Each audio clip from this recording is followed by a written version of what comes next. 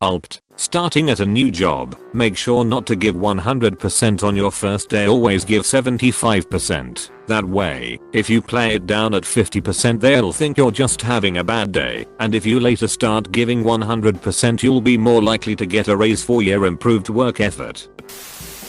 Also, roughly a month before your performance review, increase your work effort. Most bosses don't keep good records and base performance reviews on the most recent things they've seen. Be amazing consistently for a month or so, and they'll likely assume they simply hadn't noticed the rest of the year. Then safely return to being shit the rest of the time. And middle management. This is true. Don't fuck up in your first 70 days. Spend 20 days up to your 90 killing it. Drink some Red Bull and show up just a little early. Then keep that pace after your review for maybe a month tops, or until the next hiring wave, then you can go back to subpar with little worry. Kinda my plan. Once I'm off probation I'm stopping taking the Adderall. It legit makes me twice as productive, but I genuinely don't like how it makes me feel. I had to take it about 10 years ago in high school. Couldn't focus for the life of me. Had to read everything 80 times before I understood. Couldn't read a book because it took too long. Then after about 2 years I quit cold turkey.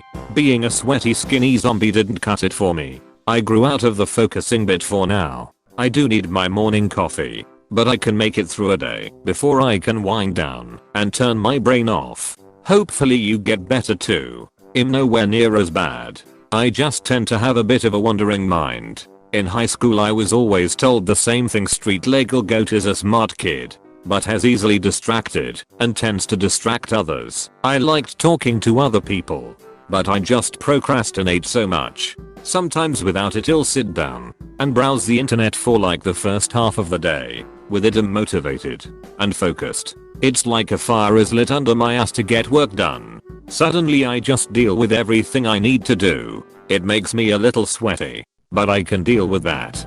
But I feel like it's stealing from my own energy at the end of the day, after it wears off. Basically makes me kinda dead by 6 to 7 PM, leaving me without energy for my own personal life. Only thing to look out for is when I take it, but don't redirect my focus before it kicks in. I end up reading some long, but absolutely riveting articles on the internet. So in a way it makes me do my work, because I know the risks of writing off a day if I'm distracted when it kicks in. There's a lot of good reads out there though. You should never give 100% on any day at any time, because the minute you do they start asking for 125% and that's not physically possible. Currently in this situation now, and then every fucker around is doing 50% at best and all focus is on how shit they are instead of how much pieces I'm picking up and the hard work I do. I made the mistake of thinking there was opportunity for quick progression in this company, so I thought 100% wouldn't be for too long. Oh how I was wrong. You need to be doing things outside of your job requirements to move up. If you do your job and your co-workers, that just shows you're really good at your job. If you do your job and part of your managers, or show ways to improve aspects outside of your duties, that's when you move up. Not that kind of progression I was looking for. I was promised all sorts of training and learning opportunities, to then move into more technical roles, to then find out those roles don't really exist, and or have not been replaced when someone left just to save money. All learning and progression has been for myself in my own time, as I'm too busy sorting other people's shit during the day. It's fine though, I'll eventually take what I'm learning now to another company who will benefit from it instead. Well, that's the plan anyway. Dude, stop it. Take a massive step back. Maybe start with a medical condition or some annual leave. You need to create some space where it's just your idiot co-workers bumbling into each other for a week or two. Then you can come back, hit the ground dabbling at 60% minus 75% pace, and save the day for them and for you. That fucking company will lie to you and break your heart. She's not worth it. For my teaching practicum course, our professor told us that she'll be observing 3 to 5 classes in the semester and will be looking at the progress we make. So I made sure not to show them my best lesson until the end and started with a half-ass prepared lesson. I just had to keep improving each lesson by adding some new element. The professor was so happy by the end, thinking they transformed my teaching. Now that you're teaching, just try to sit at a comfortable 60%. My cousin was the martyr type of elementary school teacher who always gave it her 100%. And they rewarded her by volunteering her to run several extracurriculars and giving her all of the sped and difficult kids because she's so good with them. It took her several years, but she finally burned out and quit. If you ever show them your 100%, they'll expect to see your 120% and that'll become the norm. That is unfortunately very true. You can show a model lesson which contains all expected element of a perfect lesson theoretically, but it's unrealistic to expect it to happen every lesson taught. I learnt another thing, which was to not show my administration any more than basic tech skills. The moment they think you know more than standard stuff, you will have an additional job of preparing Excel sheets and whatnot for everyone in the school because they see you as some guru. Never give 100% at work. It leaves no room for improvement. You should only give 60% of your best 100% of the time. This is a perspective a lot of people lack. I give 100% at my job, but it's 100% of my sustainable capacity. If I gave 100% of what I'm physically capable of giving, I'd burn out in a month. That's not useful to anyone. Delete it. I hate that this becomes the issue instead of that person being called out for shoving 75% of their responsibilities on others. I'm learning how to say no to certain tasks because people like this take advantage too much when I help them. Maybe if they don't have someone save them, then my bosses will actually punish them for not doing their job. Seriously though, you starting at a new job to set expectations about behavior. My current job, I've never set regular hours. I come in anywhere between 7 and 10 and leave anywhere from 4 to 7. Some days I'm working from home. I don't ask permission ahead of time for this and never have. I just started in my first couple months and kept it up. Basically, I can be coming/going from the office or just not there at all, and no one questions it in any way. I just need to keep getting my shit done. My colleagues who keep to a regular schedule, they show up 30 minutes late and people are asking where they were. What kind of job do you have that you can show up and leave whenever you want and work from home without permission? Manager at a tech firm with overseas partners, and my bosses all work at a different site. My team can reach me at any time, but I'm pretty sure they enjoy my absence as much as I do. I can take a Skype meeting from my deck as easy as from my desk. This isn't even unethical in my opinion. The companies working people into the ground are unethical. Our general demand for maximum efficiency and convenience causes this. That by the very same people complaining about their companies working them to the ground. Well, they don't have much free time, do they? This is a brilliant strategy. Your boss will always expect improvement. If you start at 100%, you are setting the bar unnecessarily high. Never let them see your 100% if you can help it. Nothing unethical about this. Giving 100% too often is unhealthy. It isn't selfish to protect your health. Daddy, he once told me, son, you be hard working man, and mama, she once told me, son, you do the best you can. Then one day I met a man, he came to me and said, hard work good and hard work fine, but first take care of head. That's why I smoke 2 joints in the morning. I smoke 2 joints before I smoke 2 joints, and then I smoke 2 more. I would smoke 500 joints and I would smoke 500 more, just to be the man who smokes 1,000 joints to fall down at your door. Unless your 75% is equivalent to everyone else working there's 40%. Because for some reason my company is finding it impossible to hire someone that actually wants to put in any effort. My company has that problem too, but it's because they pay shit, have awful benefits/vacation, expect 40 hours of work every week from salaried people, freeze wages every other year, and don't promote from within. And they wonder why their operation is basically a giant revolving door where the most senior engineer on the team has been there like 2 years. Seems like a blatant corporate oversight, hiring people that have no idea what it's like at the store level. But what if your 75% isn't good enough? A lot of jobs aren't based on what you give, but what they expect. Jitgud. Project manager here. When planning, I generally expect 70% productivity from people. Closer to 80% if they are in a more senior position. You should never be trying to give your employer 100% of your effort. This is how to burn yourself out fast and early, and in the long run, causes way more problems than if you just worked at a manageable and steady pace. How do you measure productivity of people and plan around that? We measure everything in man hours. So if you have an 8-hour workday and a team of 5, you're working with a maximum total of 45 man hours per day. 45 assumes maximum productivity though. All 5 people will be working at the same pace for the entire time they're at work. So when I say 70-80% productivity, I mean that I assume people will be working for more like 5 hours per day. Obviously one person's man hour is different from another. But tracking, or at least trying to, that individually is more of a case by case thing you notice over time. There's methodologies which involve tracking productivity in different ways, but that's the most basic and widely used. Thank you for answering. This is not unethical in any manner. I haven't read all the posts, so I don't know if that's already been said multiple times. But think about it. We rarely run anything at 100% while it's working. It will wear out, break down, explode. Basically it's just bad for all involved. Ethical life pro tip: work efficiently, helpfully, and mindfully. But I'd recommend an average of 50-70% consistently. Bosses do not remember your yesterdays if you've always done 100%. As matter of fact, they will often then expect more. This is happening all over the country.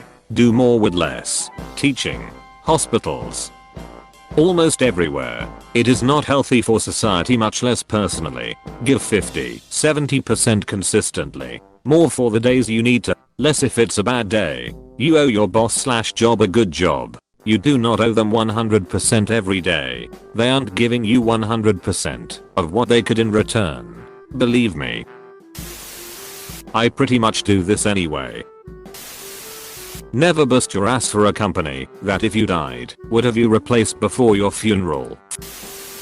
I've been working full time at various businesses for over 20 years. You only go 100% when an extenuating circumstance comes up, where the situation is pretty incredibly dubious for a chance of success if left to your bumbling coworkers, and you are voluntold to somehow save the day. Then you roll in and get it done just in time. Otherwise, spend your Monday commute planning your week, deciding the distribution of what you plan on doing each day, giving some room each day for the inevitable shit that comes up that will commandeer your week's plan. If nothing comes up, then enjoy the extra amount of ease you've added to each day. Use your subsequent daily commutes to work to tweak the plan. As Friday afternoon approaches, set yourself up for next week's plan. When you plan your workday, always plan to appear busily working when people see you at your desk.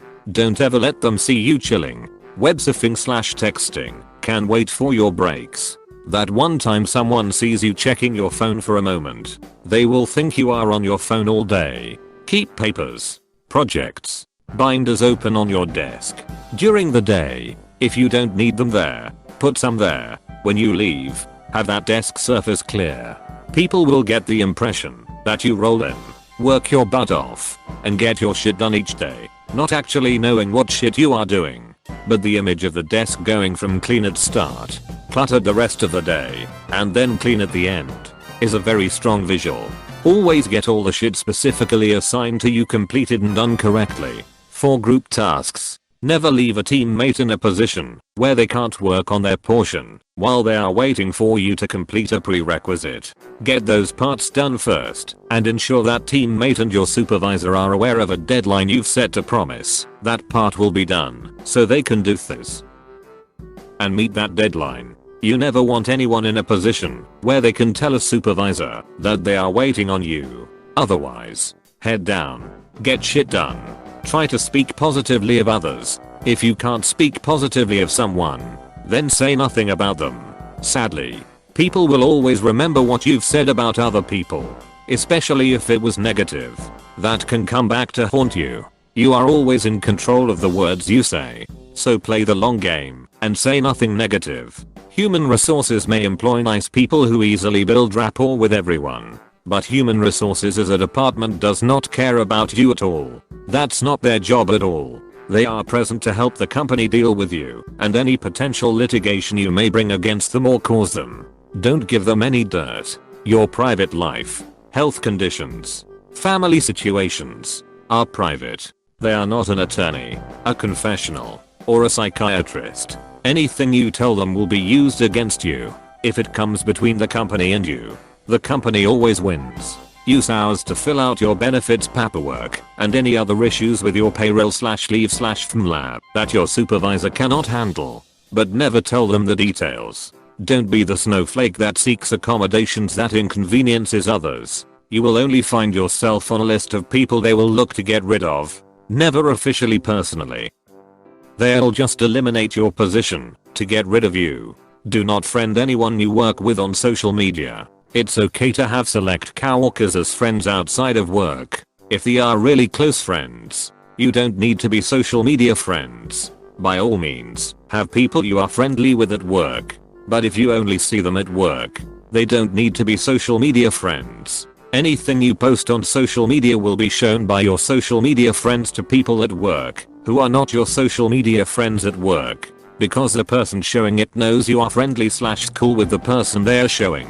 Sounds innocent enough, but like the things you say, people remember things they have seen about you. You are in full control over who you friend and what you post on social media. Don't friend coworkers, or do so very, very carefully. Lastly, unless your job is your dream job, it's just a revenue source. Make sure you invest time and money into your private life/relationship and put your real self into those and any projects/activities/goals/vacations. You spend a great deal of your life working, so reap the money and promotions and live for your private life. Otherwise, head down, get shit done. Try to speak positively of others. If you can't speak positively of someone, then say nothing about them. Sadly, people will always remember what you've said about other people, especially if it was negative. That can come back to haunt you. You are always in control of the words you say, so play the long game and say nothing negative. I love these people. They hate so hard I look like an angel. One coworker is seriously undermining herself with the sheer volume of grief she hurls around. The supervisors have to know they are on her list as well. I used to get as stoned as I could for my first day at a new job. That way if I ever came in without smoking it was like I was having a really fast day. That's my secret. Captain, I'm always high. From what I learned, you don't need to work hard. You need to look like you work hard. Look exhausted too. Boss likes that. Start at 100% and slowly drop down to 75%, then perform this method. This isn't a bad idea either, because the boss will be impressed how quickly you're learning. Just need to make sure you can dial it down before it's too late. Disagree. Spend the first 6 months giving 100%. After that it doesn't really matter what you do. You have the reputation of being great already. That's a good way to get stuck with more work than you want. Can confirm. Did twice the amount of 2 other employees combined. When I confronted my boss, he told me to work harder. If you work in the manufacturing or service sector, where productivity is relatively easy to measure, this is probably good advice. However, if you work in the professional sector, where the quality of work is subjective, I would recommend doing the opposite. Work your ass off for the first 2 weeks. Make everyone think you are a stud. Then the halo effect will allow you to work less diligently for the next year or so. Your work will be perceived as top notch, even if it isn't. Be sure to occasionally crank up to 100% for highly visible tasks to keep the halo going. This is not unethical at all. This is how you're supposed to work. Can agree with this. All my jobs I have ever had, I gave 100% in the beginning, covering shifts, staying 12 days, doing anything they ask. After a while they wanted more and more. I rose up faster than anyone I worked with and got raises, but I was exhausted and depressed. Now I give a good 75% and am happy and way less stressed. Worked at 100%. Grew faster within the company and was given multiple raises. Can't believe I scroll this far down to read this. Want to grow quickly within the company, not interested in pushing yourself. Work at 100%, but also don't expect growth and a pay raise. Yeah, I gave 100% at my first engineering job. Published a few papers, made some really big achievements, etc. And had a perfect performance review. Boss told me to expect a big raise. Then the company announced a wage freeze because their billions in profit apparently wasn't enough. After another 18 months and another extremely profitable year, we got a measly 1.5% despite healthcare going up every calendar year. During that time a couple of good positions above me opened up that some of the really good people had their rise on, but they hired externally, so no one got a promotion. That's when I finally understood why it seems like nobody here gives 100%. Why would you? I'm not saying you're guaranteed to achieve success by giving 100%. I'm saying you're practically guaranteed not to achieve success if you don't. At the very least you have increased your chances for success exponentially. If the company didn't recognize your efforts, there are others out there that will. I remember in primary, elementary for US school, people would get rewards for like not throwing pencils across the room, since they used to do it off tab, while the normal students didn't get anything. So I guess this really does work. I actually do this anyway, but not unethically. I figure if I start out slow and get a mental system in place for how I'm going to do the repetitive functions of my job, eventually I'll get faster. When I was a server, my manager said, slow is steady, and steady is fast. That always has stuck with me. Hey, thanks for watching, and don't forget to subscribe.